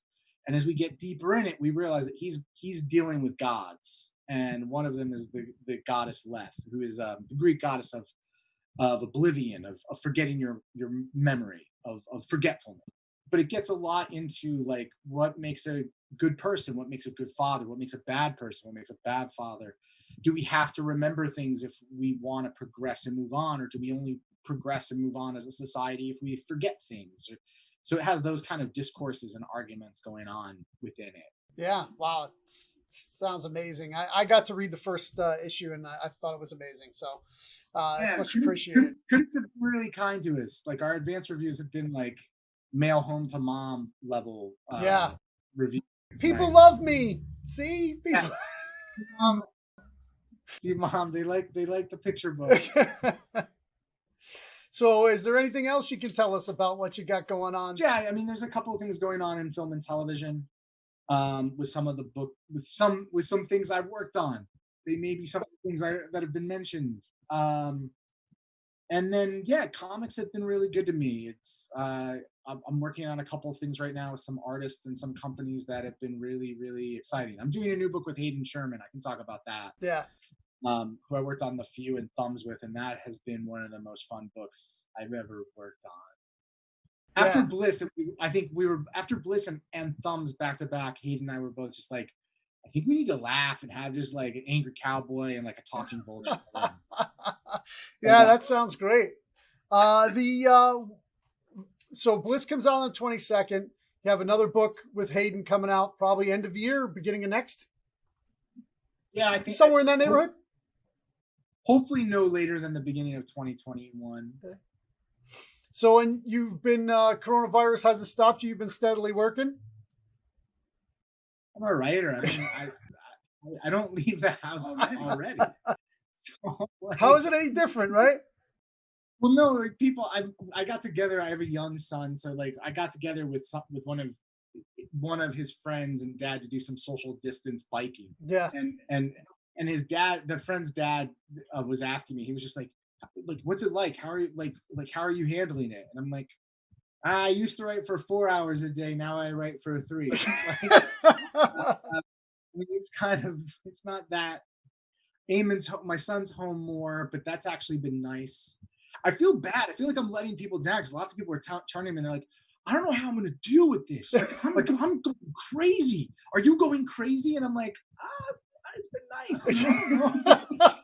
I'm not teaching right now. I'm at home. My kid's having fun. I mean, my wife disagrees. She's one of the people who's like, I'm going crazy. So, so no, it hasn't affected me or my work that much. So let all the convention people know how they can get a hold of you or get in touch with you on all the social media. Sure. I basically at Sean Chris Lewis is my Twitter, and my Instagram clearly I use a lot is at Sean Lewis 6026. I put a lot of thought into that name. Yeah, they'll find you. They'll find you real easy with that one. Oh, one thing we didn't mention is that this is possible, like it can be around the world, but your books are also in France right now, right? Coyotes and The Few are both printed by High Comics. High Comics in France. Shout out to Sullivan Raoult, who's an amazing publisher and has been doing my work out there. I think Thumbs is also going to come out in France through them. Oh, fantastic. And possibly Bliss as well. They've been amazing, and it's been really cool. Every like Coyotes, the second volume of Coyotes just came out in France. So it's awesome. Some mornings I wake up and I literally have like 40 alerts from France, all in French, telling me that they either love or hate my book. It's the best thing to wake up to ever, because I'm kind of like, wow, I don't know what anyone's saying, but this is awesome.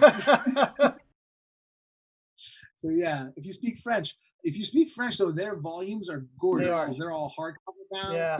They do them in a really beautiful, specific way that I just, fantastic. All right. So we really appreciate you coming out and giving us your time during the coronavirus, which we're all coming out of here soon. So keep in Florida. Yeah. Keep in touch and be well, brother. You too, man. Take care.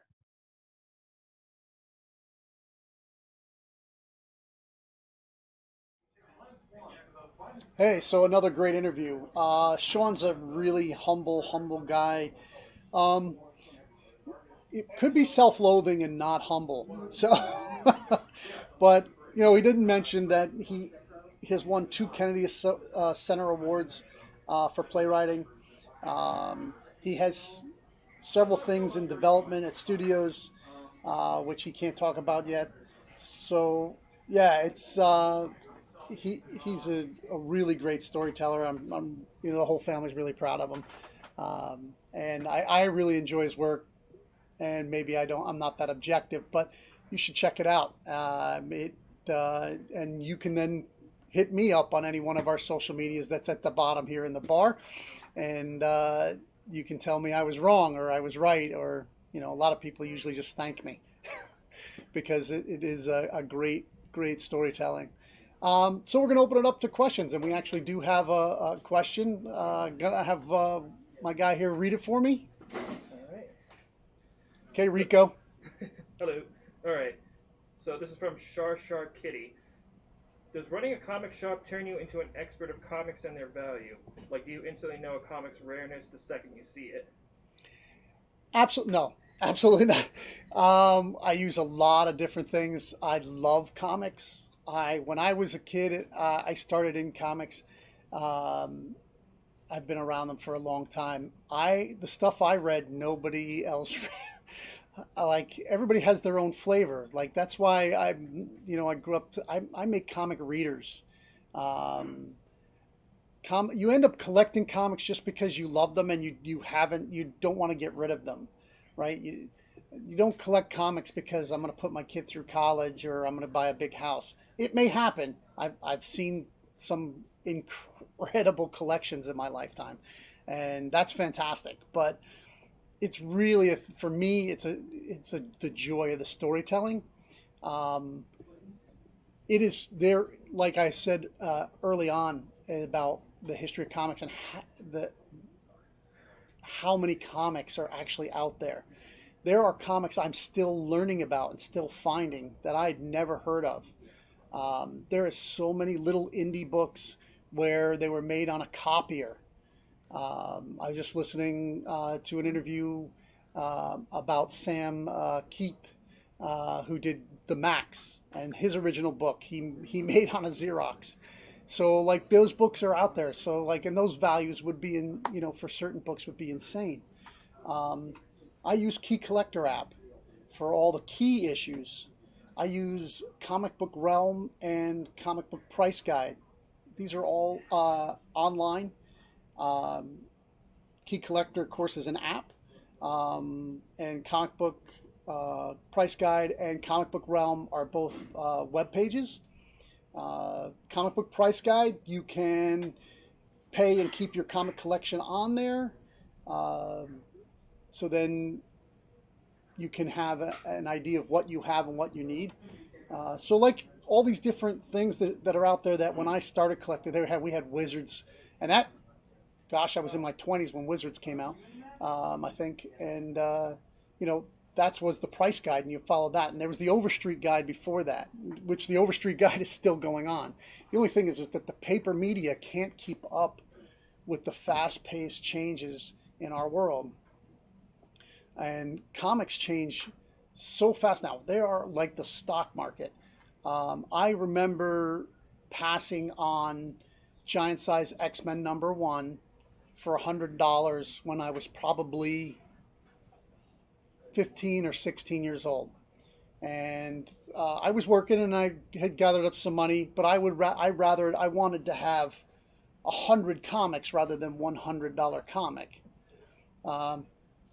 It was a bad choice because it's worth quite a bit of money now. But yeah, when you look back at collecting, it's constantly like that. People are always talking about how they had that gem or very rare comic that you know, now they, you know, their mother threw it away, or they sold it really when it was really cheap, and that goes on forever. I live by read what you love, you know, just get into a story and enjoy it. People buy paperback books all the time, and then they just throw them away, or they put them on a shelf, and that's because they love the story and they're not collecting it. And that's the same way I feel about comics. That's why I have 50-cent bins. People can come in and get tons of stories at 50 cents a piece. That's the comic shops I loved growing up. That's why I'm that kind of comic shop. It has to be a place for people to find and love their stories. That's a great question, though. You do get to learn a lot through the years, and the knowledge does add up, but you do need a lot of tools to stay ahead of, because people are trying to buy the comics cheap and resell them on the internet, and so you have to stay above that. So if there's any other questions, please feel free. If you're interested in seeing more reviews and interviews, of course, remember, like and subscribe at our YouTube channel, Haven for Heroes. We'd love to have more people out there checking out our channel. We're going to start bringing on a lot more interviews. We've had some really good events here.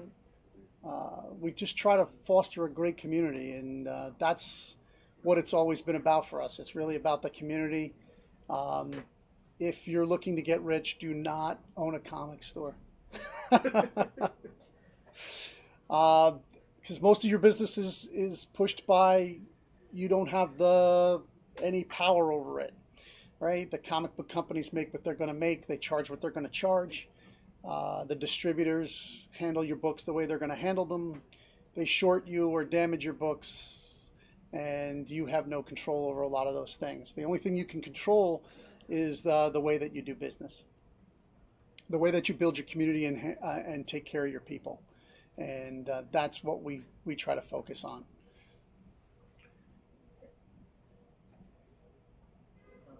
I got a question that's like comic book related that I think would be interesting. With like comic distributor or comic developers like DC and Marvel having their own apps and stuff to put out digital comics, do you think the paper comic will disappear in your opinion, or do you think it'll still exist no matter what? I think comics will always exist no matter what. For the simple fact that it's an art form that needs to be held, and even if you then put it in a piece of plastic and put it on your wall, I mean, it's art. It's not only the art of artistic drawing, but it's also the art of literature, and it kind of loses. It's difficult to sometimes follow if they figure it out. I mean, I know they've figured out books, like a lot of people enjoy their books digitally.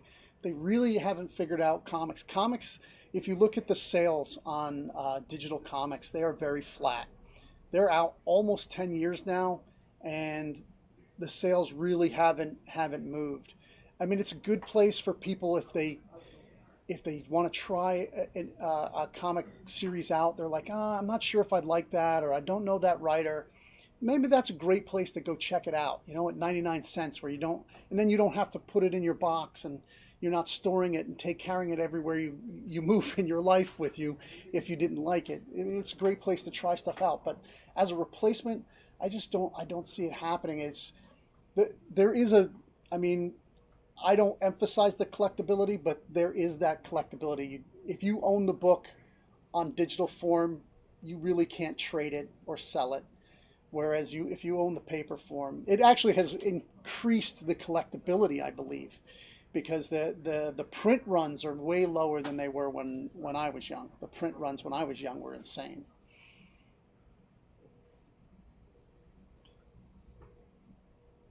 Well, the common themes, if you were watching carefully through the interviews, if you saw that when I asked them about how they came to storytelling, individually, each one said that they did it from a very young age. And it's something to notice in yourself or in your children or nieces and nephews. If you see people that enjoy telling a story, everybody has one in their family, like it's the uncle or the aunt, or maybe it's your mother or your father, are the one that tells the family stories. Like when somebody, hey, you remember when Uncle Bill did such and such? Well, somebody brings it up, but that's not the person who tells the story. Everybody always goes, you tell it better, right? And that's true storytellers are almost born. They start at an early age, and they work their craft. They start telling stories to first their action figures, right? It's to themselves. They're telling their story. If it's not action figures, it might be dinosaurs, because I know a lot of kids love the dinosaurs. You can hear them having conversations and fights between their dinosaurs, and this is early sparks of storytelling, and we're compelled as human beings to do it, and to be involved in it. And once the story gets some age, it becomes history. And comics are a mirror to real life. Art imitates life. Sometimes it goes back in reverse. And that's why a lot of stories have morals in them, because we're wanting people to emulate the heroes and to show the pitfalls. That's why epic heroes in the past always had a tragic flaw. This is how storytelling may not be the exact history of something that happened, but it tells a point of view, and it of where society is and where it wants to go. There's a lot of upheaval, everybody knows, in the country right now, and there's a lot of upheaval in comics, and it takes a corrective course, and it will be corrected by the storyteller, and then they'll document it. Get ready for a lot of coronavirus comics in the country right now, and there's a lot of upheaval in comics, and it takes a corrective course, and it will be corrected by the storyteller, and then they'll document it. Get ready for a lot of coronavirus comics. Get ready for a lot of comics about civil unrest and Black Lives Matter, and we need that. We need the stories of our lives to be told in ways that everybody can see. And sometimes, one of the reasons why I found comics so fantastic, I've read very few books in my life. I can read a manual front to back, but I have a very difficult time reading fiction, which I love. So I either listen audiobooks or I read comic books. There's something about when we put the art together with the words that the comprehension and the story comes alive for me. It really will increase your children's comprehension, because when they read a word they don't understand, they can look at the picture, and if you're talking about a good artist who knows how to tell a story along with the writer, they can figure out what that word means just by looking at the pictures. They get context, and it increases their ability to read. I know it did mine, but I also still didn't enjoy reading regular books. But was there any more questions in the chat? Is anybody else out there have anything for a comic book store or any questions about comics? I'll even take a life in general. I got another question. So obviously Robert Geronimo does both the art and the writing for his own comic. How often do you see that in comics happening? And is there like usually like a huge quality drop, quality gain in terms of that for like in general? It all depends. Like Jeff Lemire can draw, and he has done some of his issues. I'm a huge Jeff Lemire writer fan. I love his books. I am not a huge Jeff Lemire artist. He's an artist. It's just for me, art is a personal thing. I'm not going to like the same artist as the person next to me or the person next to them. And then I will have people that I do in agreement with. But I would actually rather see him write and have some art done by somebody else. Matt Kint, I prefer him to be a writer than an artist. I don't appreciate his art either. But then there's people that I do appreciate their art and I don't appreciate their writing. I'm probably less likely to give that examples. But there are some out there that write and draw, and the one is usually better than the other. And the examples I gave at the beginning are more of the ones that are successful at both. It's incredibly hard to be successful at both. That's why I praise Geronimo so much, because it really, really is not the norm. You rarely ever see it at DC or at Marvel. They have found that the collaboration is better. Getting the books out on time is much easier. Think of how hard it is to draw 24 to 32 pages a month, and then to write the entire story for it, then to letter it. It is a lot. It is a lot of work. And to be honest, they're not paid enough in the industry. The kind of look, because of the whole movie thing and everything, is that comic book artists and writers make a ton of money. There are a handful that do, but the majority of them are like you and me, grinding. And it is a grueling job to be a comic book artist and get a comic book out 28 pages a month. Just Kirby was known to be able to do over 200 pages a month, and he had come up with a formula for characters. And if you look at his art, when I was younger I didn't appreciate it because I felt everybody looked the same, but it was his style, and his style is very, very identifiable. Like as soon as you see a Kirby, but you know immediately that that's Jack Kirby. The style that he developed was his own, and now that I'm gotten older and more mature, I can enjoy his work. I feel that he told really great stories in action with the way he drew. A lot of times, if you listen to some interviews, that Stan Lee said that he would come in, the whole book could be done, drawn by Jack Kirby, and that he would just go in and figure out the dialogue of the story that Jack had already told.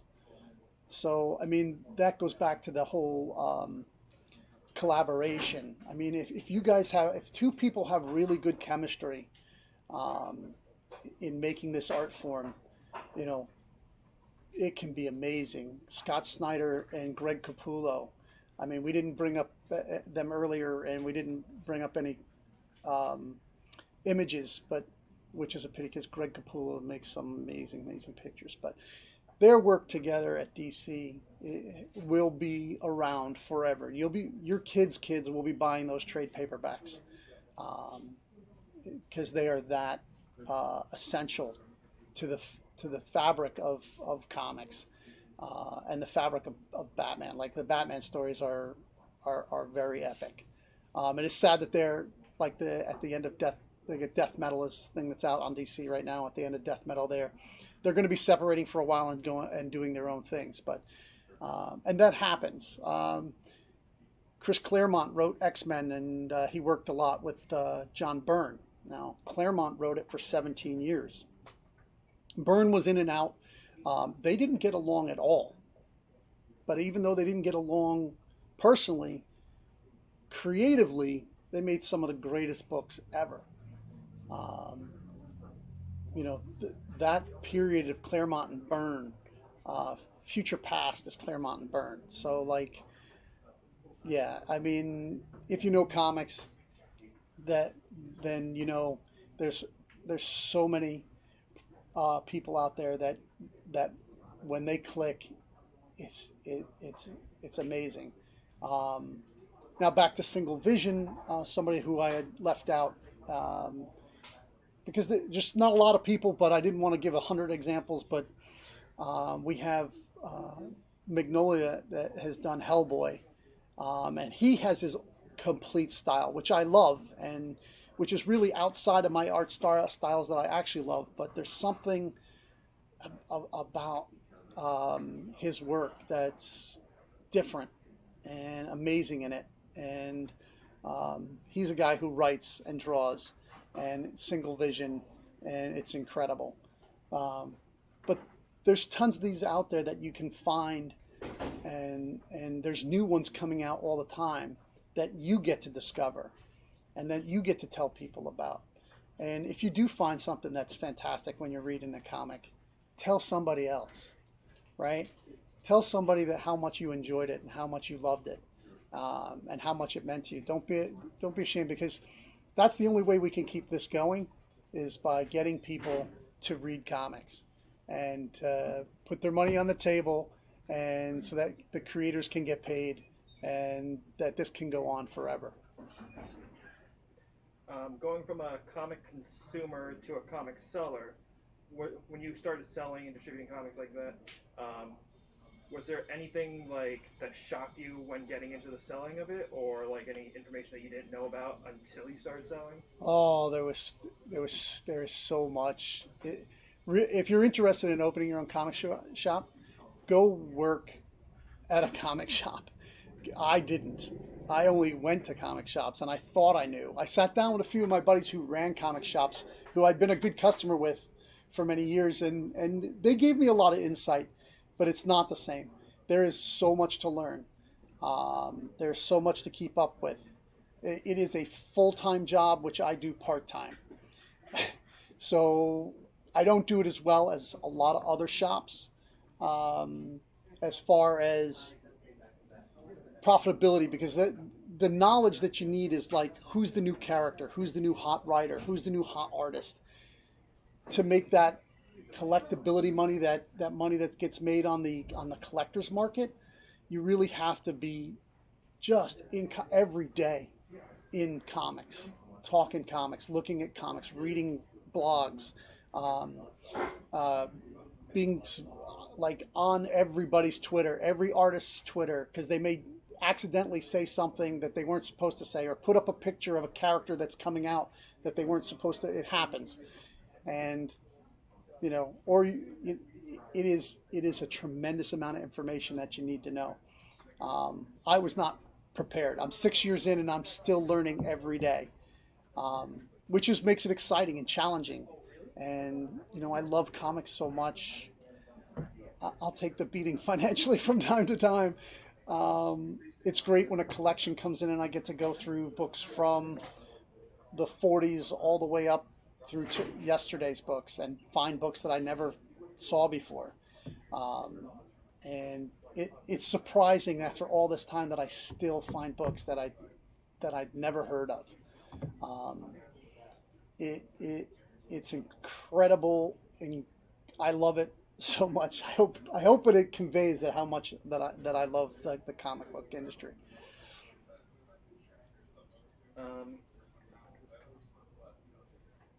Being coronavirus is a big topic. What have you seen change in the industry since the beginning of the coronavirus, and does it seem like there's anything like permanent change that seems like it's going to happen because of it? Yeah, well, one of the biggest permanent changes was there was one distributor, Diamond Comics. DC decided to leave them after 60 days. I guess it was contractual that they could leave. they they took two large comic shops and had them start their own distributor.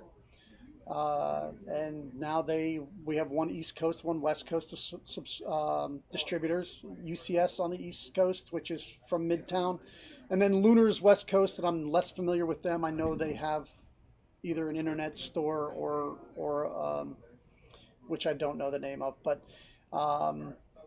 yeah. Then and there's a lot of growing pains with a brand new business that starts in 60 days. You know, I think businesses all over the country and all over the world have taken advantage of the coronavirus to change things that they're doing and to be more pliable, and other people have done the opposite, and it's going to hurt their business. It may end their business. We did what we did was we did Facebook auctions, and we stayed closed, and we're actually thankful that they didn't print comics, because I didn't have to buy them, because you have to buy a certain amount from Diamond a month to keep up as a business on there. So with them not making comics or sending comics, then I didn't have to buy them and then try to sell them in a way that I couldn't get them out. So that was actually a great thing. A lot of people lost the books they were going to write or draw. A lot of books were canceled, and that hurts the industry, because those are stories we're never going to get to see. Some stuff have been moved to digital, so less people will get to see those books because they just don't read them digitally, as we talked about earlier. So there's a lot of changes, but in the end, I think that they're gonna actually come out stronger. I mean, a lot of people talked last year about comics were dying. The numbers came out last week. In 2019, the comic book industry grew 25%, like one of the largest growths in all business out there. A 25% growth is unheard of. So comics aren't dying. They're actually getting stronger and stronger. I couldn't believe what people were saying last year, because I saw our sales growing and growing and growing. And our sales haven't got back to the where they were last year, but they are still strong. You just have to, go by your ordering and try to only order what you really can sell. Warehousing comics is not profitable. For every comic that goes up to $50, you have 450 comics that go to zero. So you really need to think about what you need and buy what you need and stay lean. When it comes to people who are new to comics in general, and you have like a bunch of like Batman, Superman that have been around 10 years, 20 years, 30 plus years, and with so many different stories, where do you recommend one starts when trying to get into comics? That's a fantastic question. Really, it starts with a conversation when people come in of, what are their likes? Are they coming in because they saw the movies and they think they'd like to read it? Are they reading? Did they grew up reading novels and heard about and they love stories, and they just heard about comics and they want to see if they like it? So then I'd ask them what books they read as a kid. Was it Harry Potter stuff, or was it who's the other guy now? The one who's Zeus's kid. Is it Zeus's kid? Percy Jackson. Yeah. So, and then there's a lot of other young adult books and kids books that are geared in the comic book fashion that may have brought them into it. So we have that conversation, and then I try to find out what kind of stories they like, and then hopefully I've read enough where I can guide them to. That's the other thing when you're a comic store owner, you have to read a lot of comics so that you can show people, something that they're going to enjoy and something that they're going to get into. If the first comic you give them, they may give it a second shot. They may just say, "Oh, comics aren't for me." So you really want to nail it on the first try. And it's really the comic shop that is the salesman for the comic business. That's we're the ones that are putting books in people's hands. And then guys say, "Hey, you sold 10 issues of mine, and like this other store sold none." So I don't think people are that different, and they aren't. It's just that as being a member of being the comic store owner, and I read it, if I loved it, I'm gonna recommend it. If the person isn't either reading or that was just a book they didn't enjoy, right? So I do recommend books I enjoy, but I also recommend books I don't enjoy if it's in a style, something that somebody else enjoys. It's really important to try things. You know, give it a couple of issues. If you have any interest at all, read a few of the issues. Start with a trade paperback, especially people coming from books, because it has more of a book feel. It's like 7 issues together. It's more of the story, because a lot of people can't get into that 28-page story. Sometimes the plot doesn't reveal itself enough in the 28 or 32 pages, and then they're like, you know, oh, I don't really know what's going on. I don't know if I like it. Comics, you really have to give them, you know, really 4 issues so you can really start to get the twists and the turns start to come out. It's a different type of medium, and it's a wonderful type of medium, and I wish and hope you all come to it. So I guess we'll say our goodbyes. There's no more questions in the chat. I really appreciate everybody who came out and watched us, and bear with us on our journey through comics and comic history and storytelling. If you enjoy storytelling and you can always find us on any of our social media. You can hit me up. I'm Emmett Garnham on Twitter. You can DM me there. We can talk more about comics. We can talk about the comic industry. If you need to get in contact with any of the people that we interviewed and you missed where it was at, they'll be replaying on our YouTube channel, but you can also just contact me and I'll send you their link. I want to thank everybody for coming out. These things are wonderful during these trying times to get together and enjoy the things that we love in pop culture, and stay safe out there. Keep reading comics.